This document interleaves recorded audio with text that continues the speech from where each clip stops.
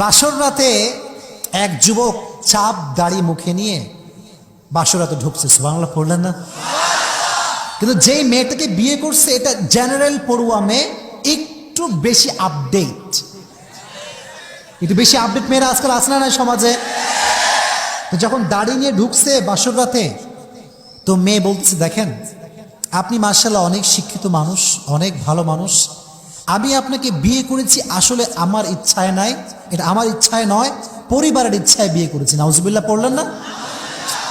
আমার মতো হুজুর খুব টেনশনে, কিরে একটা বিয়ে করলাম, জীবনে একখান বিয়ে, তাও যদি বউ এই কথা কয় যে ইচ্ছা করে বিয়ে করি নাই, তাহলে তো আমি বাপ্পারাজ হয়ে যাব ছ্যাঁকা খাইয়া।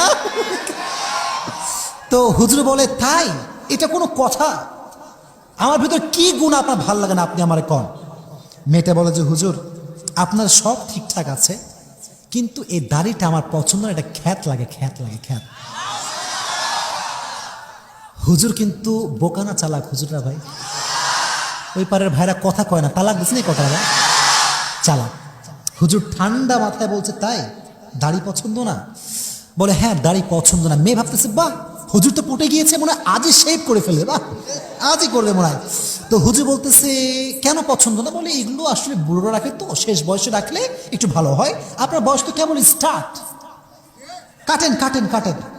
তো যুবক বলতেছে যে আচ্ছা ঠিক আছে, যেহেতু আপনার বউ, আপনি আমার বউ, তার মানে আপনি আমার জান, ঠিক কিনা? ইউ আর মাই এভরিথিং, তুমি যা বলবো তাই হবে, বাট গিভ মি 2 মিনিটস। কয় মিনিট? 2 মিনিট দাও আমাকে, 2 মিনিট আমি সিদ্ধান্ত নিচ্ছি আসলে কি করা দরকার। হুজুর সুন্দর করে বউকে বাসরাতে রেখে আর এক রুমে গেছে। কথা কি বোঝা যায়? বুঝতে কোনো সমস্যা হচ্ছে আপনাদের? 2 মিনিট পরে হুজুর আবার আসছে, বউ তো মহা খুশি, বাহ এক রাতে পড়াই ফেললাম, এক রাতেই রাজি কনফারেন্স। তো যখন হুজুর আসছে, আসার পরে হুজুর বলতেছে যে আমি একটা সিদ্ধান্ত ফাইনাল করছি। এখন বউ তো খুবই এক্সাইটেড, কি সিদ্ধান্ত, নিশ্চিত কেটে ফেলবে, আমি খুবই খুশি থাকবো। তো বলতেছে আমি সিদ্ধান্ত নিলাম, হয় এই দাড়ি থাকবে, আপনি থাকবেন না, অথবা আপনি থাকবেন, এই দাড়িও থাকবে। যদি এই দাড়ি আমাকে নাই রাখতে হয় তাহলে আমি আপনাকে রাখবো না, দাড়ি আমি কাটতে প্রস্তুত না। তাহলে আপনি আপনার আব্বাজানকে ডাকেন, আগামীকালকে ডিভোর্স দিলেই হবে। মেয়ে কয় কিরে, স্বামী যদিন আমার সঙ্গে আছে সমাজ ভালোবাসবে, পরিবার ভালোবাসবে, স্বামী ছাড়লে তো কেউ আমারে ভালোবাসবে না। মেয়ে কয় দুঃখিত হুজুর, আই এম রিয়েলি সরি, আমার ভুল হয়ে গিয়েছে, আপনার দাড়ি আপনি রাখেন, আমি আপনার বউ হিসেবে আছি।